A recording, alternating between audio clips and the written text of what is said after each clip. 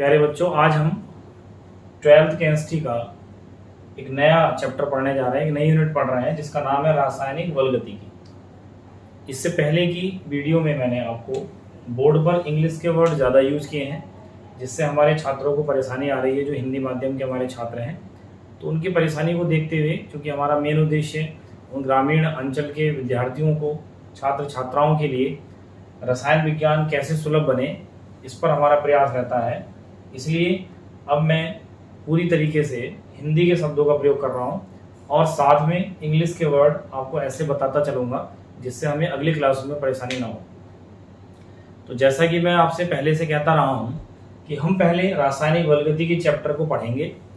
NCERT की जो exercise हमारी चैप्टर के अंदर एक्सरसाइज है, चैप्टर के बाहर एक्सरसाइज है, उनको सोल्व करेंगे और वो सब कंप्लीट होने के बाद हम इस चैप्टर से लगभग 50 से 100 बहुविकल्पीय प्रश्न, जो हमारे ऑब्जेक्टिव टाइप क्वेश्चन होते हैं, उनको सोल्व करेंगे, जिससे कि हमें जो भविष्य में आने वाले कंपटीशन एग्जाम है उसमें मदद मिले और हमारा बोर्ड एग्जाम में इतना बेहतर प्रदर्शन हो कि हमने जो अपने लिए टारगेट बनाए हैं उन्हें हम अचीव कर पाएँ। तो चलिए शुरू करते हैं रासायनिक बलगतिकी को। तो जैसा पहले के चैप्टर में मैंने आपको बताया है कि जो हमारी 12th की केमिस्ट्री की फर्स्ट बुक है, उसका हर एक चैप्टर अपने आप में एक अलग ही बुक के जैसा है। जैसे मान लीजिए रासायनिक बलगतिकी है, तो रासायनिक बलगतिकी में इससे पहले वाले चैप्टर वैद्युत रसायन की कोई ऐसा जिक्र नहीं आता है। विलयन वाले चैप्टर का कोई ऐसा जिक्र नहीं आता। माने विलयन एक अलग रसायन विज्ञान की शाखा है, वैद्युत रसायन एक अलग शाखा है। ऐसे ही रासायनिक बलगतिकी भी रसायन विज्ञान की एक शाखा है। तो अगर ये शाखा है तो इसमें हम क्या पढ़ते हैं?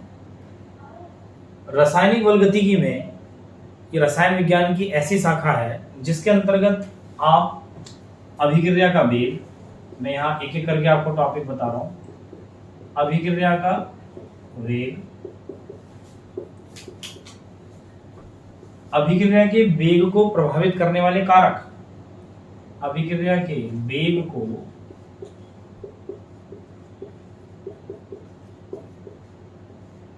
प्रभावित करने वाले कारक,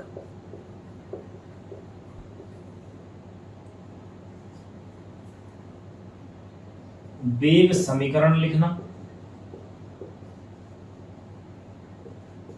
अभिक्रिया की कोटि पता लगाना,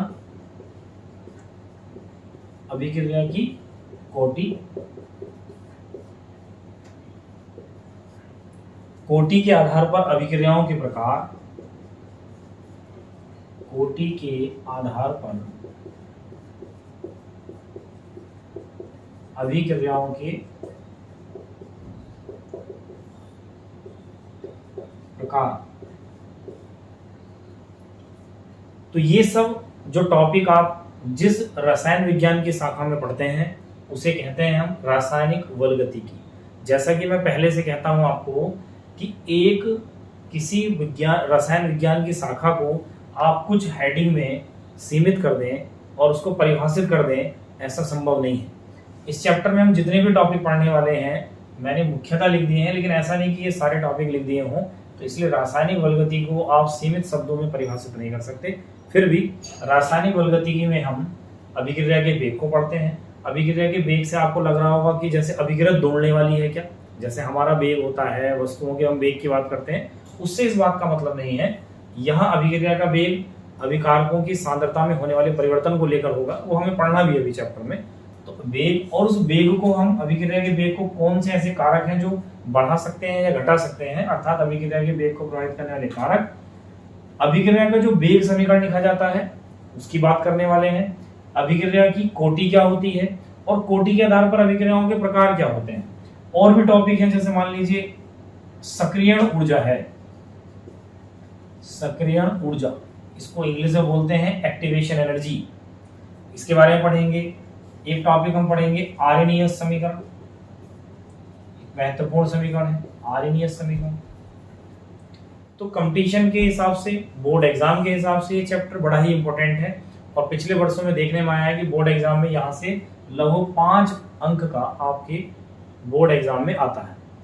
और कंपटीशन में यहाँ से बहुत सारे ऐसे क्वेश्चन क्रिएट होते हैं कोटि को लेकर, कोटि के आधार पर अभिक्रियाओं के प्रकार के ऊपर, यहाँ पर हम इन सब का ग्राफीय निरूपण भी करेंगे ओटी के आधार पर जो अभिक्रियाओं की प्रस्तावना या परिचय के बाद कि हमने इसमें क्या क्या पढ़ना है, उसके बाद हम चलते हैं अपने अगले टॉपिक पर, जो कि है रासायनिक बलगतिकी में हम जो कह रहे थे कि अभिक्रिया के वेग का अध्ययन किया जाता है। तो पहले हमें ये तो पता हो कि किस प्रकार की अभिक्रियाओं के वेग होते हैं, किस प्रकार की अभिक्रियाओं के वेगों का अध्ययन हम इसमें करने वाले हैं। तो अगर आप देखें, जो मुख्यतः अभिक्रियाएं वेग के आधार पर 3 प्रकार की हमें देखने को मिलती है। बलगतिकी को हम बोलते हैं केमिकल काइनेटिक्स। तो ये भी मुझे बताना है, काइनेटिक्स आप समझते हैं गति को लेकर होता है, तो फिजिक्स में आपने बहुत पढ़ा होगा गति और वेग के बारे में। तो यहाँ स्थान परिवर्तन से नहीं होगा, यहाँ पर सांद्रता परिवर्तन से होगा, वो हम देख भी रहे हैं अभी। तो देखिए, रासायनिक बलगतिकी में हम पहले ये पता कर रहे हैं कि किस प्रकार की अभिक्रियाओं के वेगों का हम अध्ययन करने वाले हैं। तो मैं सबसे पहले बताने की कोशिश कर रहा हूँ कि अभिक्रिया जो होती हैं वो किस प्रकार से संपन्न होती हैं। तो अभिक्रियाओं में, पूर्व आपने इससे पहले की कक्षाओं में पढ़ा होगा कि रासायनिक अभिक्रियाओं में जो भाग लेते हैं, माने जो बाईं तरफ लिखे जाते हैं, उनको हम क्या बोलते हैं, अभिकारक। और जो एरो के दाईं तरफ माने जो बनते हैं, उनको क्या बोलते हैं, उत्पाद। तो अभिकारकों की आपस में क्रिया के फलस्वरूप उत्पाद का निर्माण होता है। इस प्रकार के प्रक्रम को हम स्वतः प्रवर्तित प्रक्रम बोलते हैं, इंग्लिश में इनको बोलते हैं स्पॉन्टेनियस प्रोसेस। मींस रिएक्टेंट का आपस में रिएक्शन करके प्रोडक्ट बनाना स्पॉन्टेनियस प्रोसेस होता है। लेकिन यहाँ पर साथ में एक ध्यान देने वाली बात यह है कि इसका कुछ अभिक्रियाएं ऐसे होती हैं कि जो बहुत तेजी से हो जाती हैं, माने अभिकारक मिलाए और उत्पाद बन गया। कुछ ऐसी होती है जिनमें बहुत समय लगता है। तो इस आधार पर हम कह सकते हैं कि जो अभिक्रिया का वेग होता है उसके आधार पर हम देख रहे हैं कि अभिक्रिया जो है वो लगभग 3 प्रकार की हमें देखने में आती हैं, जिनमें से हम बात करते हैं पहले तीव्र वेग अभिक्रियाएं।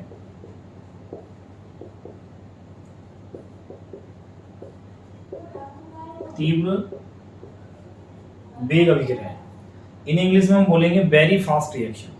तो तीव्र वेग अभिक्रियाएं क्या है? ऐसी अभिक्रियाएं जिनमें आप अभिकारक मिलाएं और उत्पाद का निर्माण शीघ्रता से हो जाए, कि जैसे आपने अभिकारक मिलाए तुरंत के तुरंत उत्पाद बन जाए। तो ये इनको हम आयनिक अभिक्रियाएं भी बोलते हैं। आयनिक अभिक्रियाएं क्यों बोलते हैं, इधर देखेंगे, आयनिक अभिक्रियाएं इनको बोलते हैं क्योंकि ये आयन वाली अभिक्रियाएं ऐसी होती हैं कि जैसे मान लीजिए सिल्वर नाइट्रेट है, ये आपको नाम पता होगा, जब मैं ऑर्गेनिक आपको पढ़ाऊंगा वहां हमें इन सब चीजों का ज्ञान होना ही है। सिल्वर नाइट्रेट, और ये है सोडियम क्लोराइड। सोडियम क्लोराइड है भाई, सिंपल से नाम होते हैं क्योंकि Ag को हम सिल्वर बोलते हैं और पूरा केमिस्ट्री में कहीं भी NO3 आएगा उसको क्या बोलते हैं, नाइट्रेट। तो ये हो गया सिल्वर नाइट्रेट। ऐसे ये सोडियम क्लोराइड है क्योंकि Na को सोडियम और Cl को क्या बोलते हैं, क्लोराइड। इनकी जब आपस में रिएक्शन होगी तो देखो Ag प्लस से NO3 माइनस होता है, ऐसे यहाँ पर Na प्लस और Cl माइनस। तो इसका प्लस इसके माइनस के साथ, ये माइनस इस प्लस के साथ, तो AgCl, ये सफेद रंग का अवक्षेप आपको मिलेगा, और NaNO3। अब क्या नाम होगा भाई इसका, जैसे देखो ये सोडियम क्लोराइड था, तो अब ये सिल्वर है और ये क्लोराइड, तो सिल्वर क्लोराइड।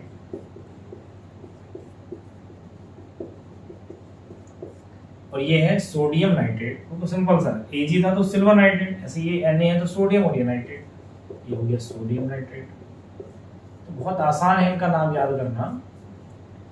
तो इस अभिक्रिया को आप ध्यान से देख रहे होंगे, तो इसका प्लस माइनस के साथ दूसरे के, इसका माइनस इसके प्लस के साथ, और ये उत्पाद बन जाते हैं।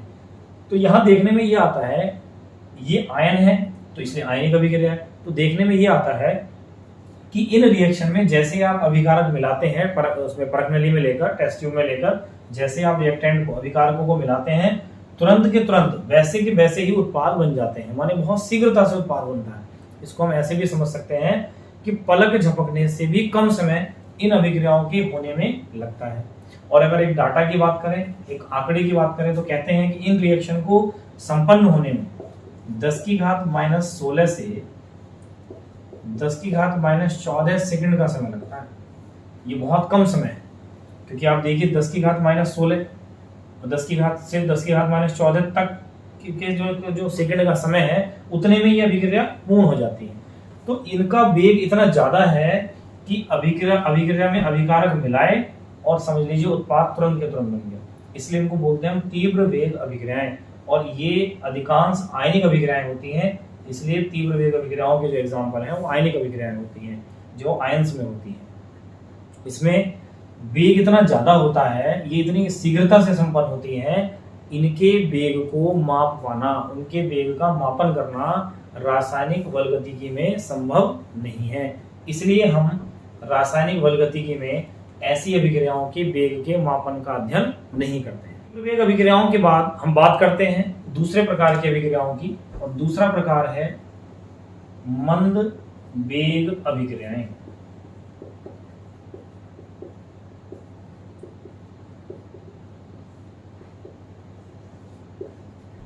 मंद वेग अभिक्रियाओं की बात करें तो ये अभिक्रियाएं जिनका वेग, या ये कह लें कि जिनसे अभिकारकों से उत्पाद का बनना कुछ दिनों में, कुछ महीनों में और कुछ वर्ष लग जाते हैं उनको पूरा होने में।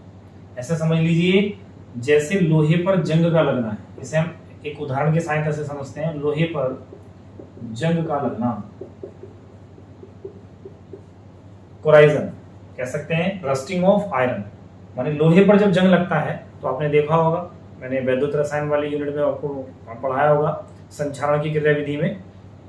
तो होता क्या है कि लोहे की सरिया है आपकी, तो नमी आ जाती है, वायु होती है, तो वहां उसकी सतह पर बहुत सारे वैद्युत रासायनिक सेल बन जाते हैं, जिससे लोहे की सतह पर रासायनिक क्रिया होने लगती है, लोहे की सतह का रंग बदलने लगता है। तो ये सब जो काम होता है इसको होने में कुछ दिन लगते हैं। सिरके का बनना आपको पता ही है, सिरके का अचार बहुत बनाया जाता है, बहुत फेमस है।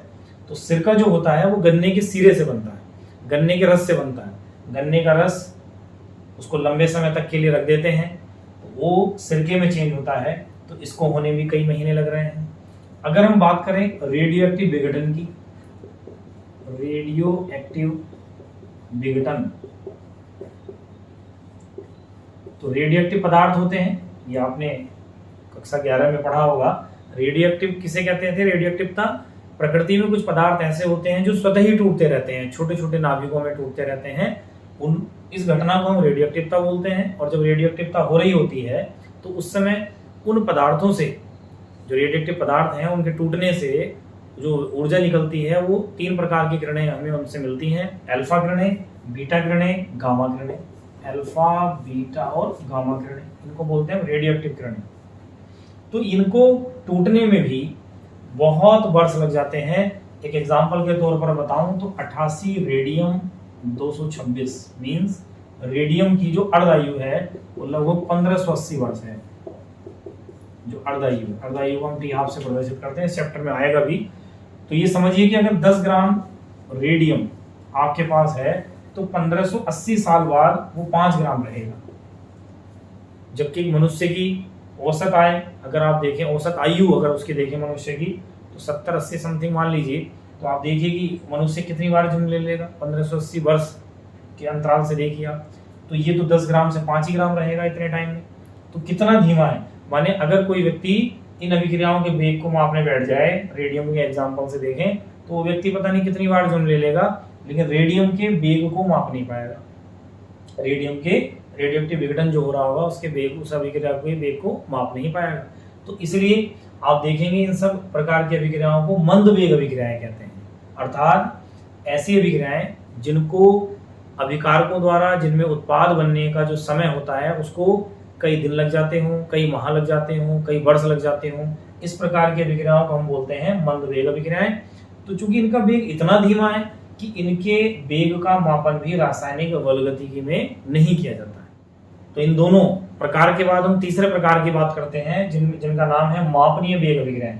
तो इनके हेडिंग से पता चल रहा है, देखो नाम से पता चल रहा है मापनीय वेग, अर्थात ये इस प्रकार की अभिक्रियाएं होती हैं कि ना तो ये बहुत तेजी से होती हैं, ना बहुत धीमे होती हैं, अर्थात ये इतने वेग से संपन्न होती हैं कि इनके वेग का मापन किया जा सकता है।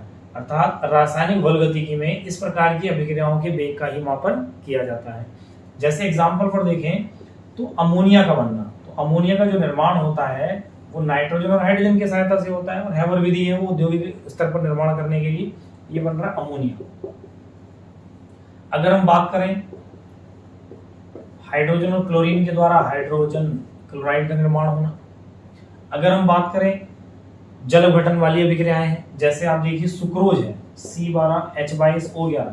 देखिए मैं इनके सब जो हमारे ये तत्व लिखे हैं, यौगिक लिखे हैं, इनके नाम मैं अभी नहीं लिख रहा हूँ, ये सब हम कार्बनिक रसायन में पढ़ने वाले हैं। वहाँ बहुत डिटेल से आपको ट्रिक के माध्यम से सारी चीजें बताऊंगा और बहुत आसान रसायन विज्ञान आपके लिए हो जाएगा।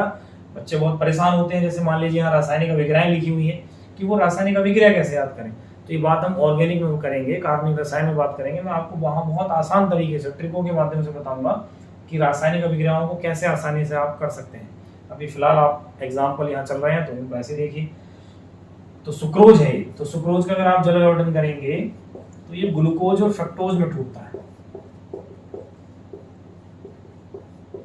अब देखिए ये ग्लूकोज है, ये फ्रक्टोज है, लेकिन दोनों सूत्र सेम लग रहे होंगे।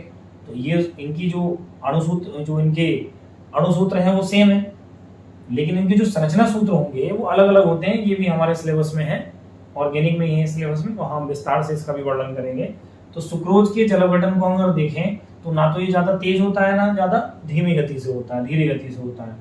अगर बात करें हम किसी एस्टर के जल अपघटन की, ये एथिल एसीटेट है, इसको एथिल बोलते हैं, और इतने हिस्से को क्या बोलते हैं, एसीटेट। हमेशा पूरी केमिस्ट्री में CH3 लोग एसीटेट बोलते हैं।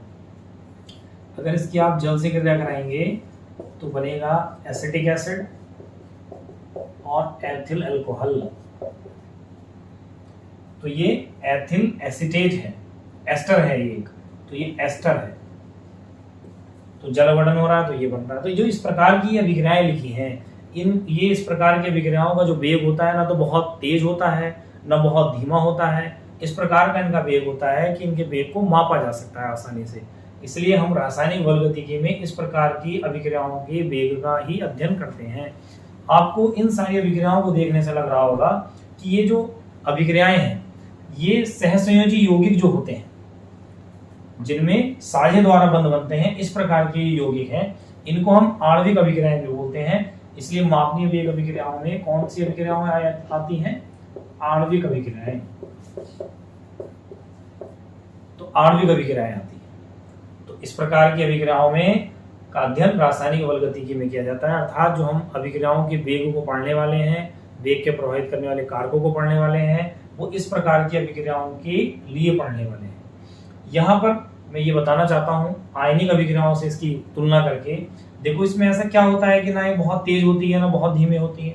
एक्चुअल में होता क्या है कि नाइट्रोजन की अगर आप संरचना बनाएं तो N ट्रिपल बॉन्ड N आएगा और हाइड्रोजन में H सिंगल बॉन्ड H आएगा। तो इसके ट्रिपल बॉन्ड और इसके सिंगल बॉन्ड, तो ये जब मतलब नाइट्रोजन अभिक्रिया करेगा हाइड्रोजन से, तो पहले नाइट्रोजन जो अणु है उसके परमाणु आपस में टूटेंगे, मानिए जो ट्रिपल बॉन्ड बना है, त्रिबंध बना है इनके बीच में, ये टूटेगा। ऐसे इनके बीच में जो बॉन्ड बना है वो टूटेगा, और जब ये बॉन्ड टूटेंगे तभी तो जाके नए बॉन्ड बनेंगे। तो इन बॉन्ड के टूटने में और नए बॉन्ड के बनने में जो समय लग रहा है उससे इनका वेग थोड़ा सा कम हो जा रहा है, लेकिन बहुत धीमा नहीं हो जा रहा है जो मंद अभिक्रियाओं में था। तो इसलिए इनके वेग को मापा जा सकता है। जबकि अगर आप आयनिक अभिक्रियाओं की बात करें तो आयनिक अभिक्रियाओं में होता क्या है, जो मैंने एग्जांपल लिखा था AgNO3 + NaCl वाला, यहाँ आयन थे। आयन होने से क्या हो रहा था, जैसे ही आयनिक यौगिकों को आप किसी जलीय विलयन में घोलते हैं तो जो इनके बीच का आकर्षण बल होता है वो आसानी से टूटता है और आयन अलग अलग हो जाते हैं। इसके भी अलग होंगे, इसके भी अलग होंगे, और जैसे ही वो अपने विपरीत आवेश वाले आयन को देखते हैं तो तुरंत उससे कनेक्ट होकर क्या बनाते हैं, उत्पाद बनाते हैं। तो इसलिए उनका वेग बहुत ज्यादा होता है इनकी तुलना में। इनकी तुलना तो खैर क्या ही करें, क्योंकि इनका तो वेग बहुत ही ज्यादा है। तो इनका वेग कैसा होता है, सीमित वेग होता है, जिससे कि इनके वेग को मापा जा सकता है। बात करते हैं एक महत्वपूर्ण टॉपिक की, जो कि है अभिक्रिया का वेग।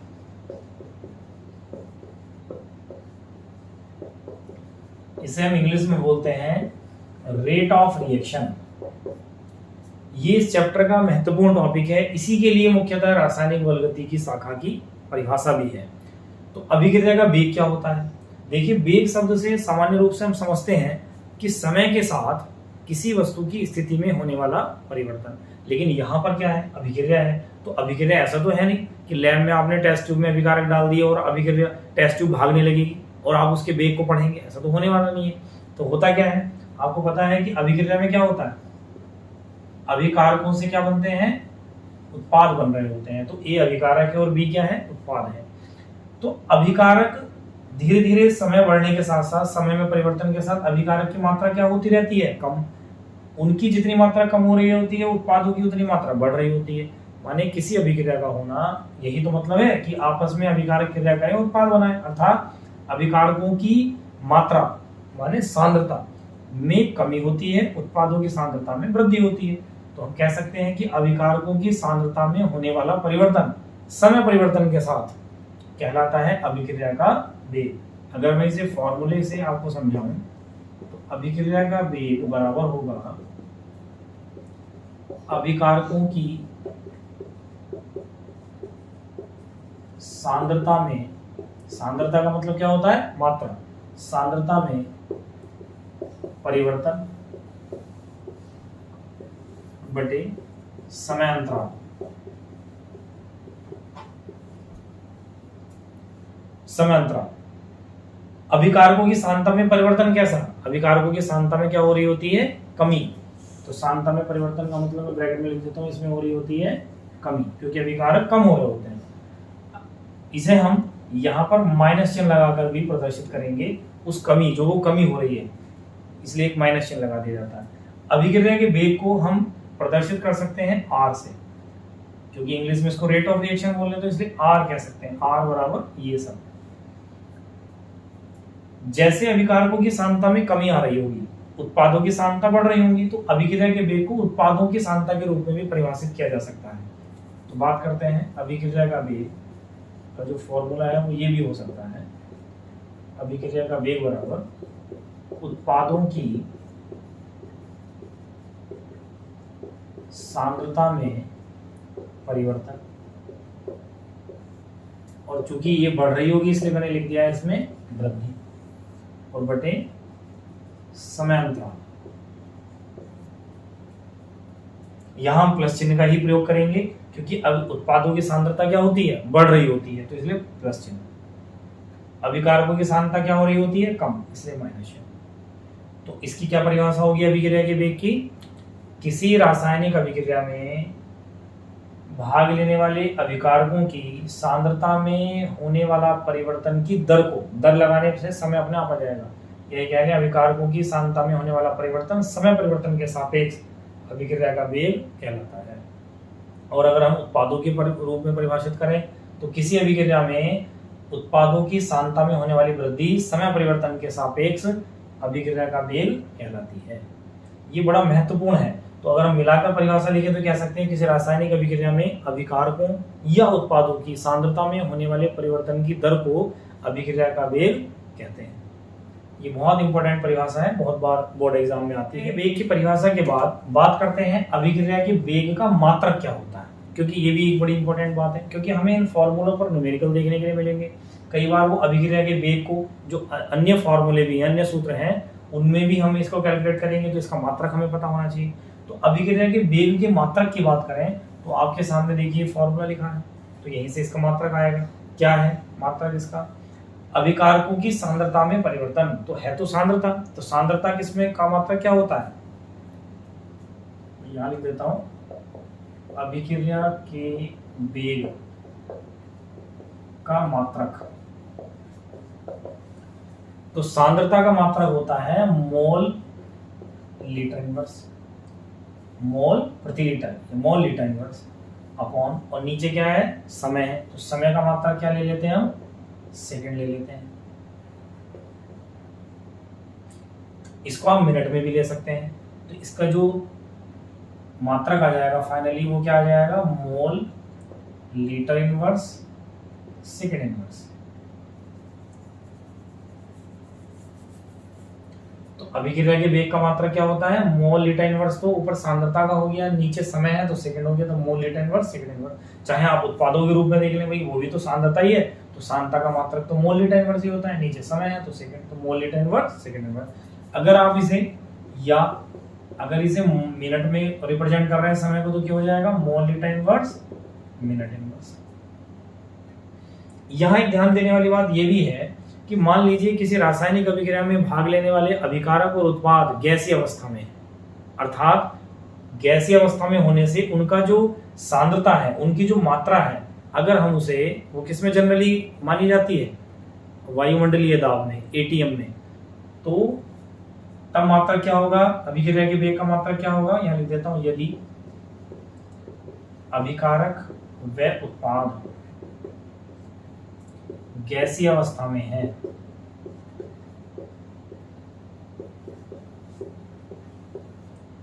तब जो अभिकारक और उत्पादों की सांद्रता होती है उसको व्यक्त किया जाता है आंशिक दाब में उनके। हमने केपी केसी में संबंध जब पढ़ा था, तो केपी जब हम लिख रहे होते थे तो उन अभिकारक और उत्पाद जो गैसीय अवस्था में होते थे उनकी सांद्रता को हम लिखते थे आंशिक दाब के रूप में। अर्थात अभिकारक व उत्पाद अगर गैसीय अवस्था में होते हैं, गैस होते हैं, तब उनकी सांद्रता को आंशिक दाब में लिखा जाता है। और आंशिक दाब का मात्रा क्या होता है, एटीएम, अर्थात वायुमंडलीय दाब हिंदी में कहें तो। देखिए सांद्रता फिर किसमें होगी, अगर ये गैस है तो, जैसे हम मोल लीटर इनवर्स में थी, तो ऐसे अगर ये गैस है तो आंशिक दाब में व्यक्त करेंगे, और आंशिक दाब का मात्रा होता है एटीएम।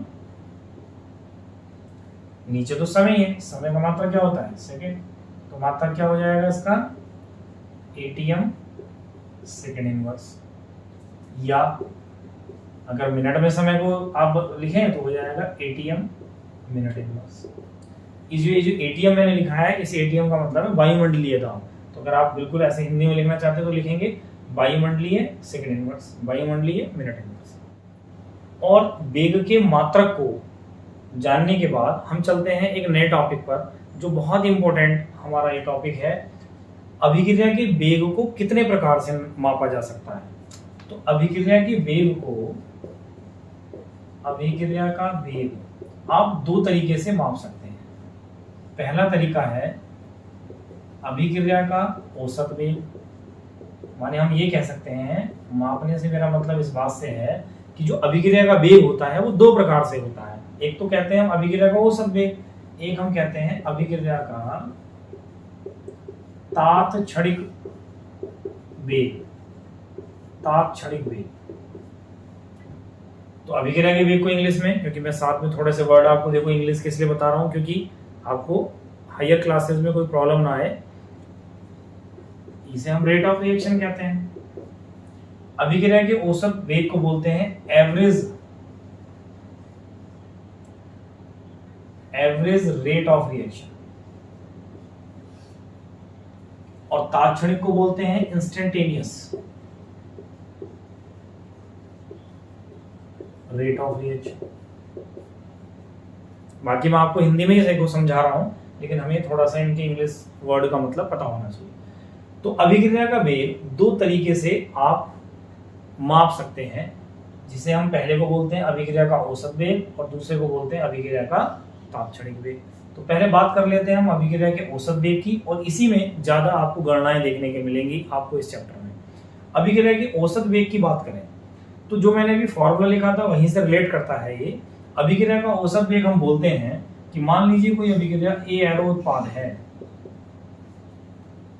ए एरो उत्पाद है, अर्थात अभिकारक ए है, इसके सांद्रता में लगातार कमी हो रही होगी और उत्पाद की सांद्रता लगातार बढ़ रही होगी।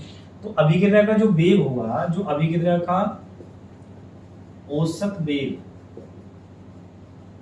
होगा, उसको हम लिखेंगे delta A upon delta T. ए माने अभिकारक है, तो अभिकारक की ऐसे लिखता हूं, delta A upon delta T. ए का मतलब है इसका सक्रिय द्रव्यमान, इसकी सांद्रता। सक्रिय द्रव्यमान मैंने बहुत अच्छे से आपको पहले बताया है। सक्रिय द्रव्यमान का मतलब होता है कि किसी रासायनिक अभिक्रिया में जो अभिकारक होते हैं उनका सारा का सारा द्रव्यमान अभिक्रिया में भाग नहीं लेता। उनका जितना उनका द्रव्यमान अभिक्रिया में भाग लेता है, अर्थात उत्पाद बनाने में प्रयुक्त होता है, उसको हम बोलते हैं सक्रिय द्रव्यमान जनरली। और जनरली हम ये भी कह देते हैं सामान्यतः कि जो मोलरता होती है, जो मोल प्रति लीटर में जो सांद्रता होती है, उसी को हम सक्रिय द्रव्यमान बोलते हैं, इसलिए तो इसका मात्रक हम लेते हैं मोल प्रति लीटर।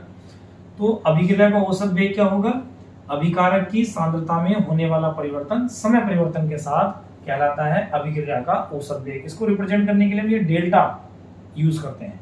क्योंकि अभिकारक की सांद्रता में लगातार कमी हो रही होती है, इसलिए यहाँ पर क्या लगाया जाता है, माइनस चिन्ह लगाया जाता है। अगर मैं उत्पाद को बी एज्यूम करूं कि मान लीजिए कोई उत्पाद बी है, तो अभिक्रिया का वेग, अभिक्रिया का औसत वेग होगा delta B upon delta T. इसका मतलब उत्पादों की सांद्रता में होने वाला परिवर्तन समय परिवर्तन के सापेक्ष अभिक्रिया का औसत वेग होगा। अर्थात ये जो फॉर्मूला लिखा है पहला, ये अभिकारक के सापेक्ष लिखा हुआ है, माने अभिकारक के लिए लिखा हुआ है कि अभिकारक की सांद्रता में कितनी कमी हो रही है समय परिवर्तन के साथ। और ये जो दूसरा फॉर्मूला लिखा हुआ है, ये उत्पादों की सांद्रता में कितनी वृद्धि हो रही है समय परिवर्तन के साथ, तब लिखा हुआ है। तो ये भी अभिक्रिया का औसत वेग है, ये भी अभिक्रिया का औसत वेग है।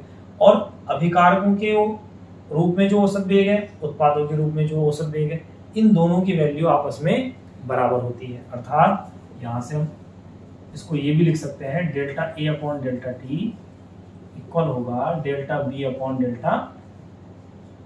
कोई अभिक्रिया इस प्रकार से है, a A plus b B arrow c C plus d D. अर्थात इस प्रकार की रासायनिक अभिक्रिया है कि जिसमें जो अभिकारक और उत्पाद हैं उनके गुणांक भी उपस्थित हैं। इन गुणांकों के उपस्थित होने से अभिक्रिया के औसत वेग पर क्या प्रभाव पड़ता है वो आप देखेंगे। तो इस अभिक्रिया के लिए हम लिखना चाहते हैं अभिक्रिया का औसत वेग क्या होगा। देखो ये अभिकारक है, तो इसकी सांद्रता में होने वाला परिवर्तन समय परिवर्तन के साथ माइनस तो आएगा ही आएगा, क्योंकि अभिकारक की सांद्रता में कमी हो रही थी। जो गुणांक होते हैं अभिकारकों के, उनको आप 1 अपॉन करके लिखते हैं। तो माइनस क्यों आया, क्योंकि अभिकारक की सांद्रता में कमी होती है समय परिवर्तन के साथ, तो माइनस। लेकिन जो गुणांक उपस्थित यदि है तो उसे 1 अपॉन में लिखेंगे, बराबर होगा। दूसरा अभिकारक है, उसकी सांद्रता में होने वाला परिवर्तन समय परिवर्तन के साथ, इसका जो गुणांक है उसे 1 अपॉन बी 1 अपॉन लिखेंगे और माइनस यहाँ भी लगाएंगे, क्योंकि ये भी अभिकारक है, इसके सांद्रता में भी कमी हो रही है। बात करें अगर हम उत्पादों की तरफ पहुंचे, तो इनके वेग उत्पादों की सांद्रता के या अभिक्रिया के औसत वेग के बराबर होंगे। तो delta C upon delta T, यहाँ माइनस साइन नहीं लगाएंगे क्योंकि उत्पादों की सांद्रता में क्या हो रही होती है, वृद्धि हो रही होती है। लेकिन जो गुणांक है उसको आप देखेंगे 1 अपॉन सी। ये बराबर होगा, एक और उत्पाद है डी, उसकी सांद्रता में होने वाला परिवर्तन, और ये प्रसी रहेगा क्योंकि उत्पाद की सांद्रता वृद्धि होती है, और जो गुणांक है वो हो जाएगा 1 अपॉन डी। तो किसी भी रासायनिक अभिक्रिया के लिए औसत वेग को इस प्रकार से लिखा जाता है। अर्थात जो अभिकारक अलग अलग होते हैं उनके सांद्रता में परिवर्तन की दर बराबर होगी और माइनस चिन्ह का प्रयोग करेंगे, और जो गुणांक होंगे उन्हें आप 1 अपॉन करके लिखेंगे। ऐसे ही उत्पादों में सांद्रता परिवर्तन की दर ऐसे बराबर लिखेंगे और उनके जो गुणांक है उनको भी 1 अपॉन में लिखेंगे। तो ये हमने कोई रासायनिक अभिक्रिया माना है। इनको हम वास्तविक रासायनिक अभिक्रियाएं जो होती है उन पर भी लगाकर देखेंगे। तो मैं ऐसा मान रहा हूँ कि आपको समझ आ रहा होगा, और बहुत ध्यान से ये मैंने देखिए, जब भी आप ये वीडियो देख रहे हैं आप पेन और कॉपी जरूर लेकर बैठें, जिससे कि आप लिखकर देखें और फिर एक बार उसको वीडियो को रुकाकर फिर चेक करें कि आप सही लिख पा रहे हैं क्या, जिससे कि हमारी साथ साथ चेकिंग भी होती रहे। और अगर आपको फिर भी कोई डाउट रह जाता है तो आप कमेंट में लिख सकते हैं, जिससे कि मैं उसे आगे भी और ठीक से समझने की अभिक्रियाओं के लिए अभिक्रिया का औसत वेग लिख कर देखते हैं। मान लीजिए कोई अभिक्रिया CO plus Cl2 arrow COCl2 है, ये कार्बन मोनोऑक्साइड है, ये क्लोरीन है और ये फॉस्फीन गैस है, बड़ी विषैली होती है। ये सब ऑर्गेनिक में आने वाले टॉपिक हैं। तो इस अभिक्रिया के लिए हम औसत वेग अगर लिखें तो क्या होगा औसत वेग, ये हमारा एक अभिकारक है, तो इसका सांद्रता में होने वाला परिवर्तन, चूंकि यहाँ गुणांक उपस्थित नहीं है, या मान लीजिए 1 है तो 1 अपॉन 1 करेंगे तो 1 ही होगा, इसलिए उसको ऐसे नहीं लिख रहे हैं, और माइनस चिन्ह तो आप लगाएंगे क्योंकि अभिकारकों की सांद्रता में कमी हो रही है। बराबर होगा delta Cl2 upon delta T, minus लगाएंगे क्योंकि यहाँ भी गुणांक 1 है तो 1 अपॉन 1 1 ही हो गया। और ये उत्पादों की तरफ लिखेंगे delta COCl2 upon delta T, या पॉजिटिव साइन लगाएंगे क्योंकि उत्पाद हैं, इनके सांद्रता में वृद्धि हो रही होगी लगातार। यहाँ मैं एक चीज और क्लियर कर दूं, देखिए हम इस जो ये बड़ी ब्रैकेट होती है इसका प्रयोग इसलिए करते हैं क्योंकि ये सक्रिय द्रव्यमान को प्रदर्शित करती है, सक्रिय द्रव्यमान को, इसलिए हम इस बड़ी ब्रैकेट में लिखते हैं। अगर आप ये बड़ी ब्रैकेट नहीं लगाएंगे, डेल्टा ए लिखेंगे, तो इसका मतलब ये माना जाएगा कि जो अभिकारक हैं उनके सारे द्रव्यमान की बात हो रही है, जबकि औसत वेग जो अभिक्रिया का होता है, या जो अभिक्रिया का वेग होता है, वो किस पर डिपेंड करता है? सक्रिय द्रव्यमान पर। तो ये हमने किसी अभिक्रिया के लिए लिखा। अब हम कोई ऐसी अभिक्रिया लिखते हैं जो वास्तव में वास्तविक रासायनिक अभिक्रिया हो और उसमें हमारे इन अभिकारक और उत्पाद के गुणांक भी उपस्थित हो। हाइड्रोजन और हाइड्रोजन के संयोग से अमोनिया का निर्माण हो रहा है। इस अभिक्रिया के लिए अगर आपको मान लीजिए अभिक्रिया का औसत वेग लिखना हो, तब हम लिख पाते हैं डेल्टा N2 मीन्स नाइट्रोजन की सक्रिय द्रव्यमान में सांद्रता में होने वाले परिवर्तन की दर, अभिकारक है तो माइनस लगाएंगे, इक्वल होगा, यहाँ गुणांक उपस्थित है तो 1/3, अभिकारक की सांद्रता परिवर्तन है तो minus delta H2 upon delta T। चलते हैं उत्पाद की तरफ, तो यहाँ इस टाइप मतलब ये गुणांक उपस्थित है तो 1/2 delta NH3 upon delta T।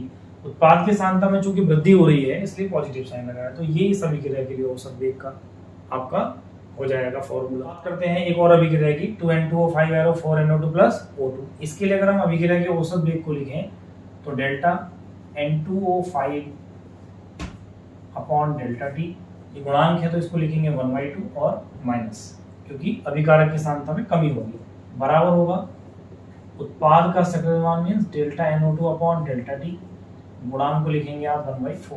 उत्पाद है तो सांद्रता में वृद्धि हो रही है इसलिए प्लस साइन लगाएंगे और इक्वल होगा delta O2 upon delta T। तो इस प्रकार से आप ये सब लिखना सीख गए होंगे कि अभिक्रिया के औसत वेग को कैसे लिखा जाता है। इस पर न्यूमेरिकल्स भी अभी आएंगे, जो आंकिक प्रश्न है वो कराऊंगा। तो ये बहुत महत्वपूर्ण टॉपिक इस रासायनिक बलगतिकी में है, अभिक्रिया का औसत वेग और उसको किसी अभिक्रिया के लिए। अभिक्रिया के औसत वेग को पढ़ने के बाद, उसे अभिक्रियाओं पर लगाने के बाद हम अभिक्रिया के वेग को दूसरे तरीके से कैसे माप सकते हैं उसकी बात करते हैं। और दूसरा तरीका क्या बताया था मैंने अभी? अभिक्रिया का तात्क्षणिक वेग। अभिक्रिया का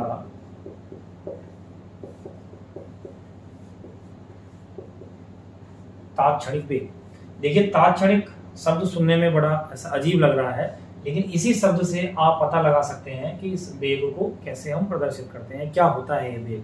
तात्क्षणिक मीन्स तत्क्षण, और तत्क्षण मीन्स जैसे ही आपसे वेग पूछा कि इस विशेष समय पर बताइए और आपने तुरंत वेग बता दिया, उसको हम बोलते हैं तात्क्षणिक वेग। इसको आप एक उदाहरण के से समझिए, इसमें औसत वेग भी और आपको अच्छे से समझ में आ जाएगा। मान लीजिए कोई अभिक्रिया A एरो B संपन्न हो रही है, A से B बन रहा है, इस अभिकारक से उत्पाद बन रहा है और इसको बनने में 0 से 30 मिनट तक का समय लग रहा है। तो इस समय को मैं छोटे छोटे अंतराल में बांट लेता हूं इस टाइप से। मान लीजिए 5 मिनट है, ये 10 मिनट है, ये 15 है, ये 20 है, ऐसी बीच में 25 और 30, इस प्रकार से मैंने इसको अंतराल में बांट लिया है। तो अगर हम बात करें कि इस 0 से 30 मिनट के बीच अभिकारकों की सांद्रता में कितना परिवर्तन हुआ, 0 से 30 मिनट के बीच, तो उसको बोलते हैं औसत वेग, जो मैं आपको पढ़ा चुका। लेकिन अगर आपसे किसी विशेष सेकंड, विशेष क्षण, विशेष समय पर यह पूछ ले जाए कि अभिक्रिया का वेग बताइए क्या होगा, जैसे मान लीजिए 5 मिनट कुछ सेकंड पर पूछ लिया आपसे, उस विशेष स्पेशल सेकंड पर आपसे पूछ लें, वो छोटे से सेकंड पर, छोटे से समय पर आप अभिकारकों की या उत्पादों की सांद्रता में होने वाले परिवर्तन को बता पाए, तब हम उसको बोलते हैं तात्क्षणिक वेग। जैसे अगर मैं अभिक्रिया का तात्क्षणिक वेग इस अभिक्रिया के लिए लिखूं तो तात्क्षणिक वेग होगा, अभिकारक है A, तो A की सांद्रता में होने वाला परिवर्तन अपॉन वो विशेष समय। तो आप देखेंगे मैंने तो यहां फिर से डेल्टा लिख दिया है, तो ये तो औसत वेग में था, बिल्कुल सही बात है। लेकिन ये औसत वेग कैसे तात्क्षणिक वेग बनता है वो आप देखिए। अगर मैं इसे ब्रैकेट में लेके एक लिमिट लिख दूं, डेल्टा T टेंड्स टू 0, इसका मतलब क्या हुआ कि डेल्टा T टेंड्स टू 0 का मतलब है कि कोई लिमिट है ये, और कोई भी किसी स्पेशल सेकंड पर, किसी विशेष सेकंड पर, नैनो सेकंड पर, माने छोटे से छोटे किसी विशेष समय पर जब हमसे अचानक से पूछा जाएगा कि जरा बताइए अभिकारकों की सांद्रता में कितना परिवर्तन हो रहा है, तब हम उस औसत वेग को ही कहने लग जाते हैं तात्क्षणिक वेग। तो जब हम इसे ऐसे ब्रैकेट में बंद करके डेल्टा T टेंड्स टू 0 माने कोई लिमिट लिख देंगे, तो इसको हम फिर ऐसे लिख लेंगे, इसके डेल्टा को लिख दिया जाता है D, dA अपॉन dt, तब हम इसको बोलने लगते हैं तात्क्षणिक वेग। अर्थात औसत वेग को हम डेल्टा ए डेल्टा टी से और तात्क्षणिक वेग को डी ए डी टी से प्रदर्शित करेंगे। जब आपसे स्पेशल किसी समय पर, किसी स्पेशल टाइम पर यह पूछ लिया जाए कि अभिकारक या उत्पादों की सांद्रता में कितना परिवर्तन हो रहा है, तब उसको बोला जाता है तात्क्षणिक वेग। जैसे आपसे पूछ ले कि 5 मिनट 2 सेकंड पर या 5वें सेकंड पर, जैसे आपने सुना होगा ना 5 सेकंड में चली गई दूरी, और एक होता है 5वें सेकंड में चली गई दूरी। तो 5 सेकंड में चली गई दूरी का मतलब क्या होता है, 1 से लेके 5 सेकंड तक जब समय हुआ तब दूरी, और 5वें सेकंड का मतलब होता है स्पेशली 5वें ही सेकंड पर आप कितना दूरी चले थे। तो यहीं पर हम ये बात कर रहे हैं कि अगर आपसे स्पेशली किसी विशेष समय पर ये पूछा जा रहा है कि आप बताइए अभिकारकों की या उत्पादों की सांद्रता में परिवर्तन क्या है, तब उसे हम बोलेंगे तात्क्षणिक वेग। मुझे लग रहा है कि आपको क्लियर हो गई होगी बात। तो इसको प्रदर्शित करते हैं हम डी अपॉन डी टी से। और अगर आप ये समझ गए तो जैसे पूर्व में हमने औसत वेग को लिखा था अभिक्रियाओं के लिए, तो तात्क्षणिक वेग भी वैसे ही लिखा जाता है। तो ये तो हमने लिखा है अभिकारकों के, यहाँ माइनस तो आप लगाएंगे क्योंकि अभिकारकों की सांद्रता में कमी हो रही होती है। अगर हम इसे उत्पादों के रूप में लिखें, अभिक्रिया का तात्क्षणिक वेग होगा minus dB upon dt, minus plus. तो अगर हम अभिक्रिया के वेग को उत्पादों के रूप में लिखें तो ये होगा dB अपॉन dt, प्लस लगाएंगे क्योंकि सांद्रता में वृद्धि हो रही होगी उत्पादों की। तो आप समझ गए होंगे ना, से अभिकारकों वाला तात्क्षणिक वेग लिखा, उत्पादों के लिए लिखा, तो ये दोनों बराबर ही होते हैं। जैसे कि क्या बराबर थे, औसत वेग भी बराबर ही थे, तो ये भी ऐसे ही होता है। ये समझ में आया होगा। इसको अब कुछ अभिक्रियाओं पर लगाकर देखते हैं कि तात्क्षणिक वेग को कैसे लिखा जाए। देखते हैं, मान लीजिए कोई अभिक्रिया A B B C C D D है, इसके लिए आपको तात्क्षणिक वेग लिखना हो तो फिर औसत वेग के जैसा ही लिखेंगे। ये अभिकारक है तो डी अपॉन डी टी, बस आपको यहाँ डी लिखना है। जो गुणांक है वो अपॉन में ऐसे लिखे जाएंगे और माइनस आएगा क्योंकि अभिकारकों की सांद्रता में कमी होती है। ये गुणांक है 1 upon B minus D B upon D T. उत्पादों की बात करें तो 1 upon C D C upon D T, 1 upon D D D upon D T. तो आप देख पा रहे होंगे कि बिल्कुल औसत वेग के जैसा लिखा है, वहां डेल्टा है, यहाँ डी है। इस डी को लिखने का बस यही मतलब है कि आपको जो समय लेना है वो समय अंतराल नहीं लेना है, वो एक स्पेशल समय अंतराल का भी एक बहुत छोटा सा भाग लेना है। बहुत छोटे से समय पर आप सांद्रताओं में परिवर्तन को जब देखते हैं तो उसको तात्क्षणिक वेग कहते हैं। अगर इसे अभिक्रियाओं को लेकर लिखें, जैसे भी आपने अभिक्रिया लिखी थी N2+3 SO2 तो आप इसको ऐसे लिखेंगे dN2 अपॉन dt। अगर हम तात्क्षणिक वेग लिख रहे हैं माइनस लगाएंगे, यहाँ गुणांक उपस्थित है तो 1 अपॉन 3 और ये माइनस लगाएंगे ds2 अपॉन dt। इधर आप गुणांक उपस्थित है 1 अपॉन 2 dns3 अपॉन dt। तो बिल्कुल वैसे का वैसा है। तो जब हमसे इसमें आंकिक प्रश्न पूछेंगे कि अभिक्रिया का औसत वेग बताइए तब हम डेल्टा यूज करेंगे, और अगर पूछेंगे अभिक्रिया का तात्क्षणिक वेग बताइए तो हम डी यूज करेंगे। जो आपने टॉपिक पढ़े हैं मैं एक बार उनको फिर से आपको बता दूं जिससे आपको हाईलाइट के तौर पर एक बार ध्यान हो जाए। तो आपने पहले पढ़ा रासायनिक बलगतिकी की परिभाषा क्या होती है, परिभाषा क्या है रासायनिक बलगतिकी। दूसरा आपने पढ़ा अभिक्रिया का वेग क्या होता है। तीसरा टॉपिक पढ़ा कि चूंकि अभिक्रिया का वेग, और यहाँ लिख देते हैं मात्रक भी आपने पढ़ा, वेग व मात्रक। और आपने पढ़ा है अभिक्रिया के वेग को आप 2 प्रकार से माप सकते हैं, औसत वेग अभिक्रिया का औसत वेग, और एक आपने पढ़ा तात्क्षणिक वेग, और इनको अभिक्रियाओं पर लिखा कैसे जाता है। इसके बाद की वीडियो में हम बात करेंगे अभिक्रिया के औसत वेग और तात्क्षणिक वेग पर जो आंकिक प्रश्न पूछे जाते हैं बोर्ड एग्जाम में या कंपटीशन एग्जाम में, उनकी बात करेंगे। तो इसलिए आप यहाँ तक इसको वीडियो को देखें और बार बार रिवाइज करके अपने नोट्स बना सकते हैं। और यदि आपको नोट्स चाहिए तो आप कमेंट में लिख सकते हैं, तो आपको नोट्स भी उपलब्ध करा दिए जाएंगे।